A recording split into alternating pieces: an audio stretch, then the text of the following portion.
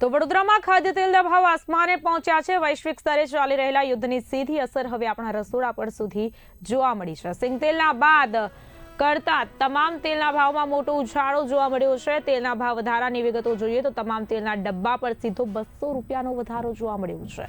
બજારમાં મળતું પામોલીન તેલ 2200 થી વધીને સીધું 2400 પર પહોંચ્યું છે, તો વળી કપાસિયા તેલનો ડબ્બાનો નવો ભાવ 2500 નોંધાયો છે।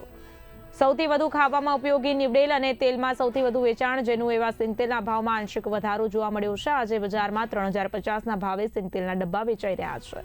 વૈશ્વિક યુદ્ધની સ્થિતિ વચ્ચે તેલના ડબ્બામાં 200 રૂપિયાનો વધારો થતા મધ્યમ વર્ગની મુશ્કેલીઓ વધી છે। અન્ય તેલ પણ હવે 2400 થી 2600ની રેન્જમાં મળી રહ્યા છે। તેલના ભાવ વધારા બાદ સામાન્ય જનતા હવે સરકાર પાસે રાહતની આશા રાખી રહી છે। હાલ વડોદરા હોલસેલ અનાજ બજાર હાથીખાનામાં કોઈ પણ વસ્તુનો પુરવઠો માણસને નહીં મળે એવું છે જ નહીં।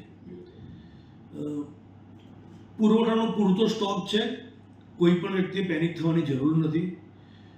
સીધા તમારા પ્રશ્ન પર આવીએ પહેલાં કે તેલનો ભાવ વધારો જે છે એ તેલના જે તેલ અત્યારે હવે પ્લાસ્ટિકના ટીનમાં આવવા માંડ્યા અને પ્લાસ્ટિકના દાણાનો ભાવ ઓલમોસ્ટ ડબલ થઈ ગયો છે યુદ્ધની પરિસ્થિતિને કારણે, ક્રૂડ અને ઓઇલને કારણે।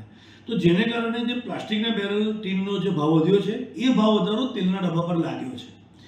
તેલના ડબ્બા પર બાકીની કોઈ ઈરાનને આની વોરની કોઈ ઇફેક્ટ અમને દેખાતી નથી।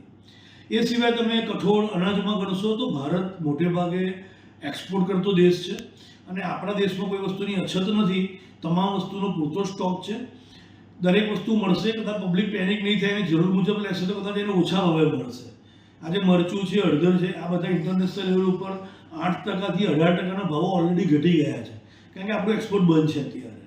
એટલે આપણે માણસે કોઈ પેનિક થવાની જરૂર નથી। વડોદરા શહેરની જનતાને અમારી નમ્ર વિનંતી છે કે દરેક વસ્તુનો પુરવઠો પૂરતા પ્રમાણમાં છે, જોઈએ એટલો છે।